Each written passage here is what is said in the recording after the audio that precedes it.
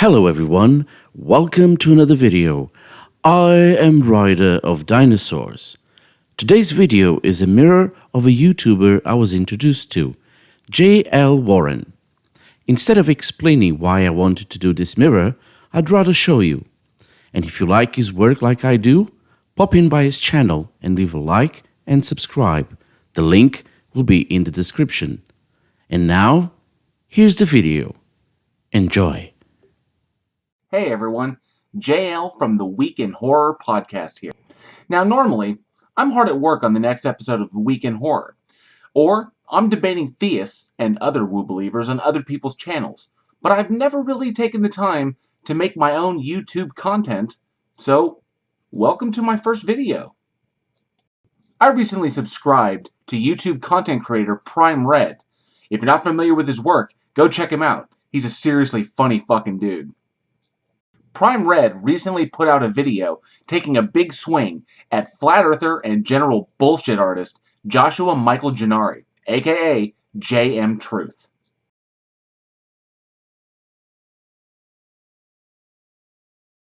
And his short film, Superman Judgment.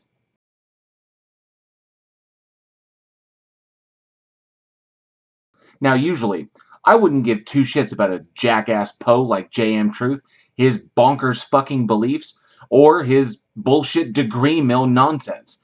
But JM fancies himself a filmmaker, and a master one at that. Now, he shot a couple of music videos. The ones that are surrounding me. I've been on my shit, roll up my sleeves, I got tricks. Fire. A seriously terrible zombie short. So, you're just gonna gun down your friends, huh? As well as this little DC treat that we'll be looking at today. But mostly, he's just shooting himself. Science. Science is physics, biology, chemistry, biochemistry, In the foot. Hey, so this rocket landed in the exact same place it took off from, correct? No, it didn't. Wait, Oh, fuck me. And then sticking that foot in his mouth. I've been studying health for years, bro. So yeah, actually, I do. Good for you. Now go publish a paper, win a Nobel Prize. I don't need a Nobel Prize. I don't care if you need one. You need the credibility because, as far as I can tell, you're just a crackpot making stuff up. I have a graduate degree. My credibility is far above yours. Much to the delight of the entire debunking community. right. I think I'm dying. Here's the deal, guys. So this was 9 miles away. Okay, no.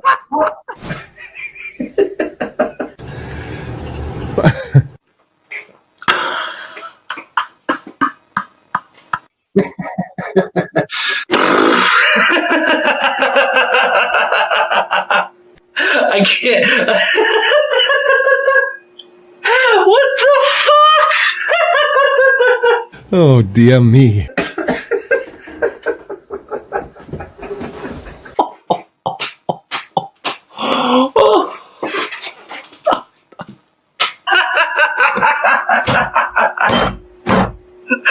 Oh, holy fuck. But when I heard about JM Truth's fan film, I had to take a closer look. And I do mean a seriously closer look. Because if you're watching this, JM, I actually am a filmmaker, and I have been for some time. And given your claims of mastery, I had to see if your work actually reflects that. So now, we're going to take a look at JM's Superman Vengeance, or what I like to call, How Not to Make a Movie. First, we can obviously see that JM was working with an extremely minimal budget. Now normally, that would be okay. Not everybody has the disposable income to just shoot movies left and right. But lack of financing is no excuse for a lack of planning. Meticulous planning and bringing in talented individuals who can bring many things to your table can solve many of the problems that you run into when shooting on a no or shoestring budget. And while there are many, many examples of where the extreme lack of planning and imagination hurt JM's production, We're going to focus on the primary 5: writing, direction, cinematography, art direction, and pre-post production. Here we go.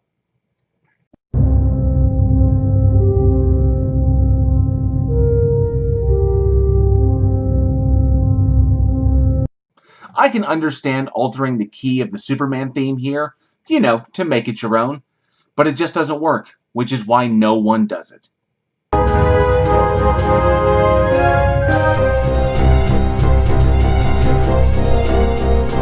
I am not even going to comment on the fact that a self-professed flat earther has made use of a spherical Earth.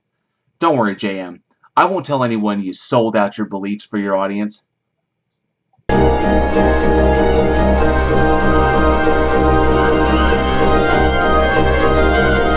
There are a few problems with these opening graphics. 1, the age. 2, design. And 3, the rendering. There are better packages available for free online, JM. Get your shit together if you want your stuff to look better than the next expansion for Command & Conquer 2.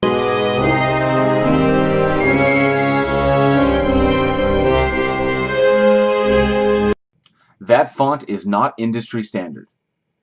And is government misspelled? A little issue here. The Superman chevron is not directly centered on the screen, which means that the opening crawl cannot sweep over the chevron with any degree of symmetry. Amateur mistake. Just for fun, I inputted the entire opening crawl into Grammarly, and it came back with like 5 mistakes. Always proofread, JM.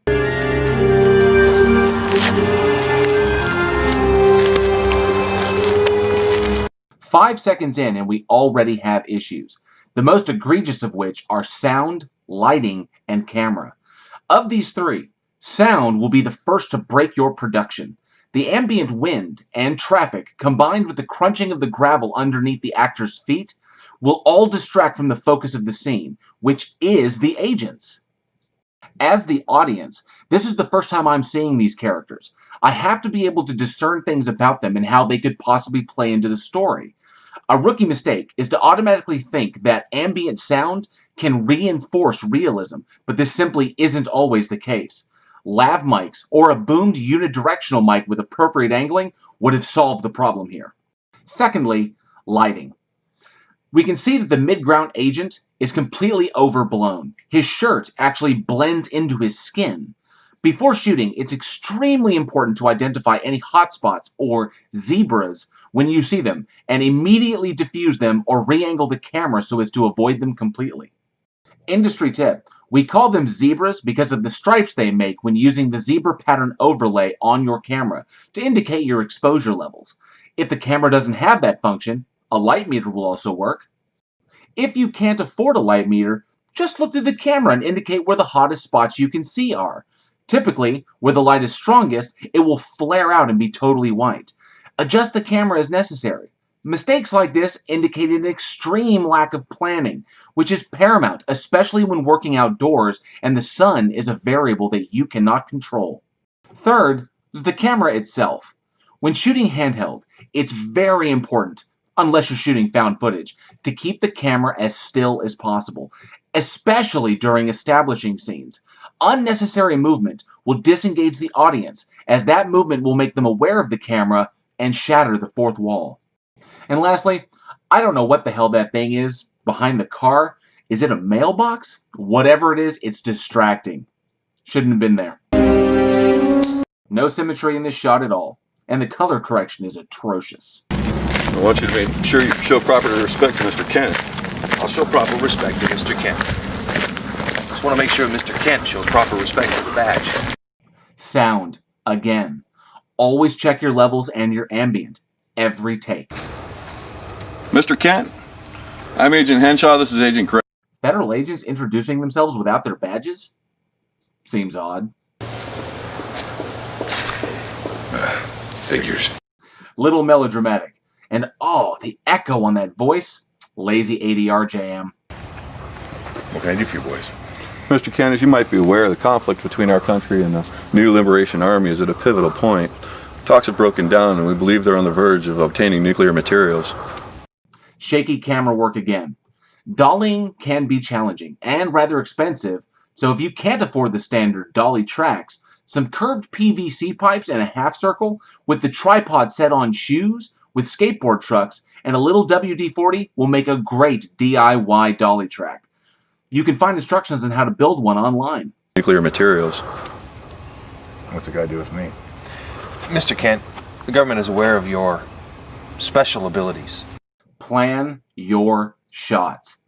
I know that sometimes the urge to get creative can strike in the middle of a scene, but until you have what you've planned, don't go off script.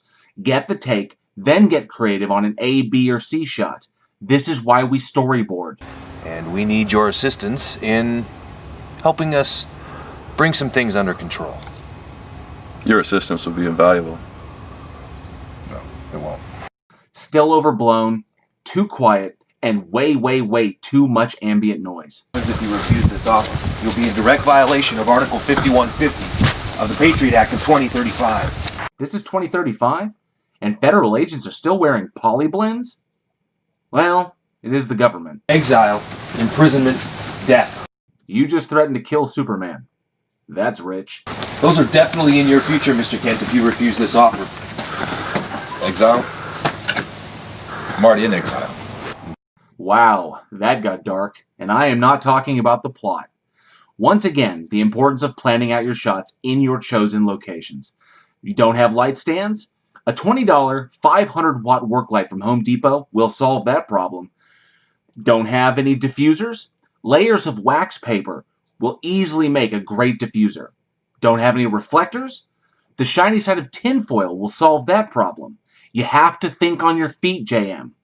Mr. Kent, we don't mean for this to come across as a threat. We just need your assistance in this simple matter. We have it on highest authority that the no power sanction could... Fuck, JM. Make sure your talons are off book. When they aren't, you get weird exchanges like this thing at the porch. So why is the angry agent fidgeting all over the place? JM, take control of your set. This is not his scene. You tell him to keep still. Rap the gavel, all my sins will be forgiven. Except for the part about being a traitor. And it's bright again. Oh wait, that's an artificial punch-in.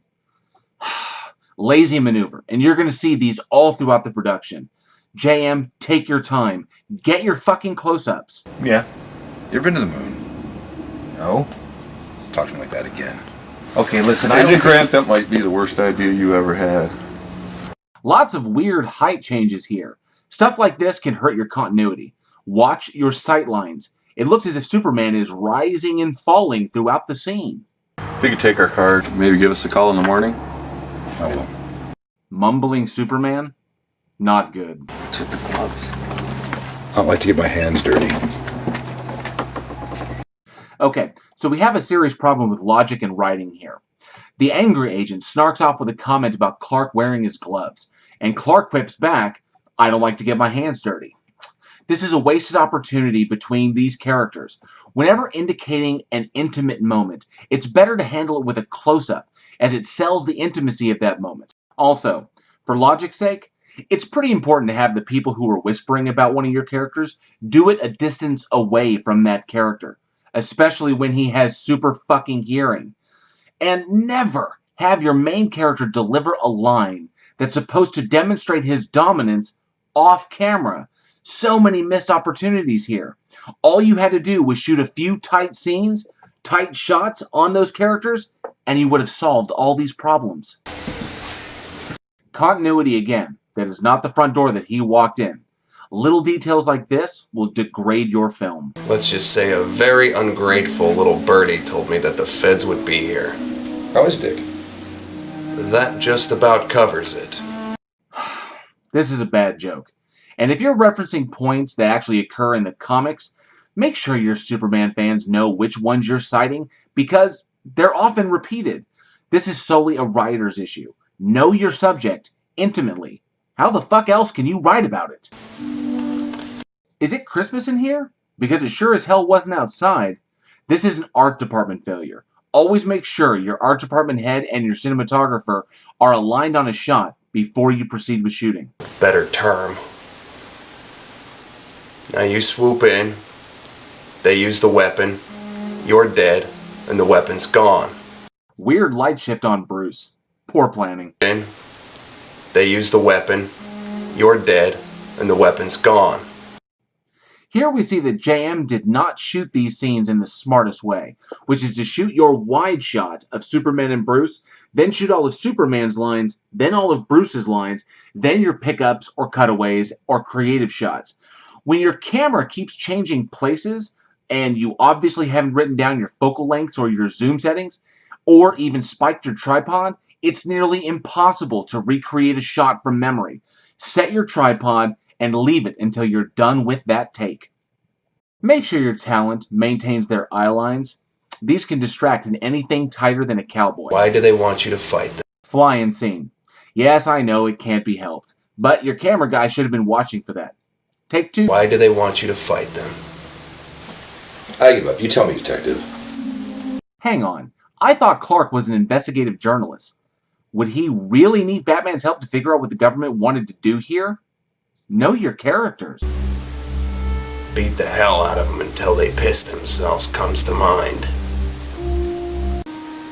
There you go, pal.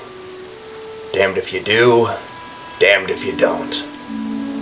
Is this supposed to be future Batman? Because he's a little on the snarky side for his later years. Pay attention, writer. These are beloved icons. Treat them with respect. Unless you indicate that this is an Elseworld story, which you did not. True. But who knew you would live this long? Alone? On the farm? Farm? The Kents were produce and dairy farmers. Where's the corn, the wheat, the sorghum? Where are the fucking cows? I need to think. Some really strange actor choices here with nuance and line delivery. I would have reshot these to get some better options. But that's just me. Ugh. Batman is better than this.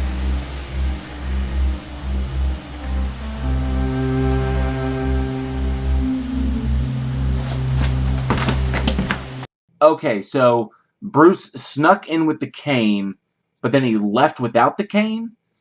Was he ever really there? Was Clark just talking to himself? Well, I assume that JM was playing on the Batman trope of his vanish routine. There are a lot of things missed here. For example, suddenly the couch is lit better. Where was that lighting when Bruce was sitting on it? And now all of a sudden Clark is leaving and the editing is just terrible.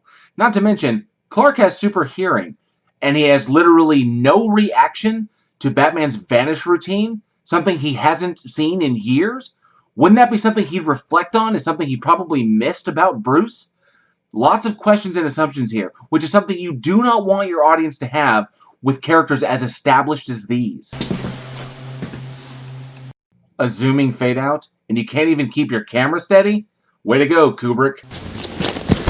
Okay, someone jumping out of frame to indicate flight. I can somewhat forgive this for budget constraints. It still looks like shit. Oh, what the fuck was that Foley? Is that supposed to be a sonic boom? Him landing? Wind over the mic? Come on, JM, a little Google foo, and you can get a library of appropriate Foleys to just drop into your production. Just make sure that your mixer knows what the fuck they're doing.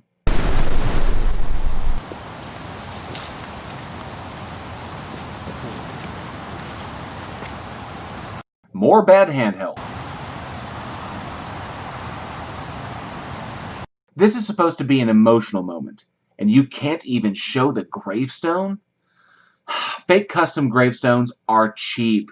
Look into it. You could even make one yourself. I pass judgment on Kal-El. Oh, what the fuck is that thing? You will no longer be allowed to use your superpowers on American soil. This includes, but is not limited to, your speed, strength, flight, and any other power that is deemed super by this order. In short, the no tights, no flights rule is in effect. Okay, the dialogue here is atrocious, and atrociously delivered. And I'm not sure any government official would want the words, no tights, no flights, on the official court record.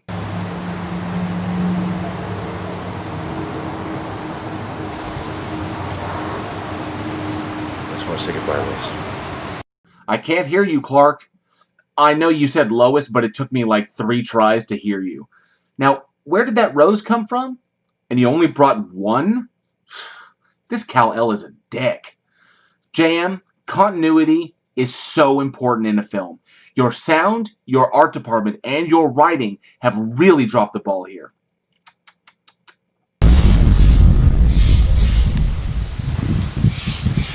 My entire life has been dedicated to doing what I thought was right. Apparently, Clark is a terrible farmer.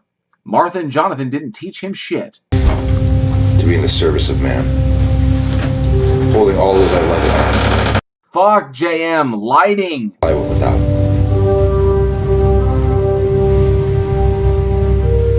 No more. Be careful when using Spirit Halloween costumes as props. No matter how much your actor stretches them out, it's really fucking obvious.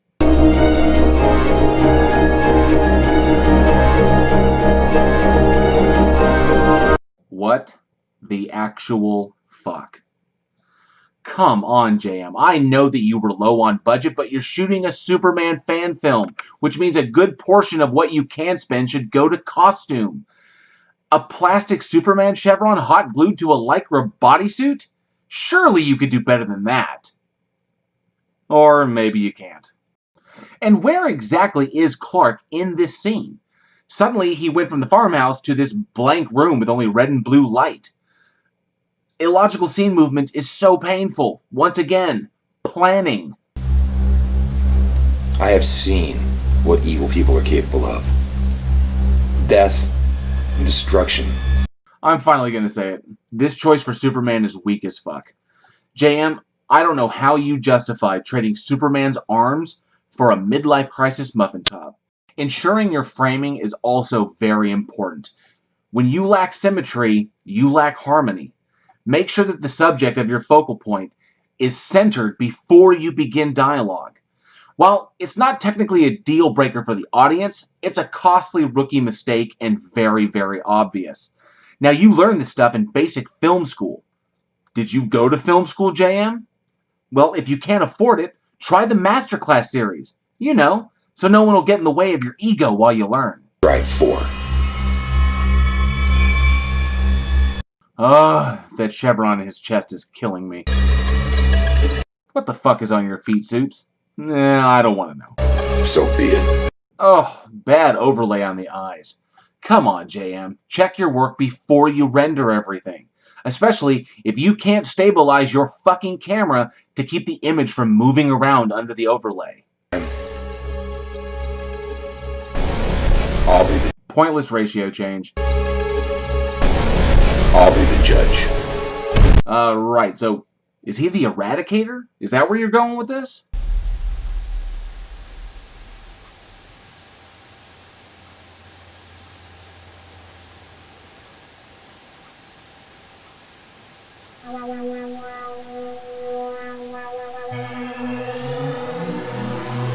What the fuck is on that desk? Oh, it's JM himself. I kid, but shitty fucking hollow projector.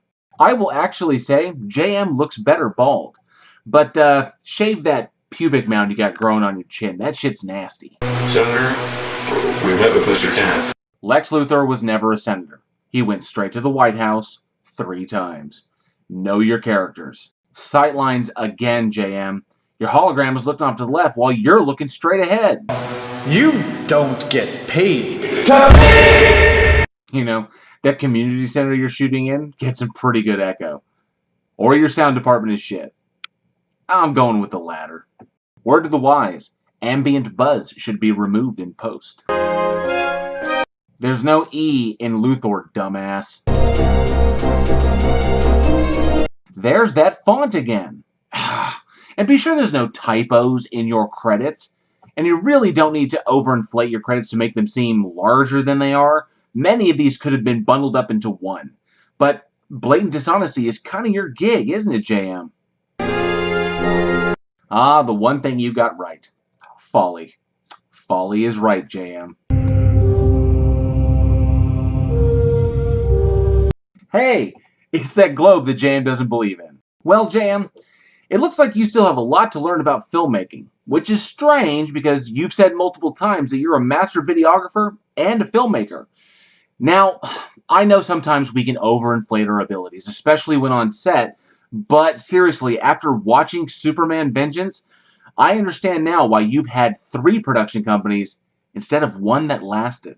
And that's going to wrap up this look at Joshua Gennari's Superman Vengeance, or JM Truth's How Not to Make a Movie. I'm JL from Week in Horror. Thank you so much for stopping by and checking out my first vid, and I hope you can forgive the technical issues as I'm still kind of figuring it out.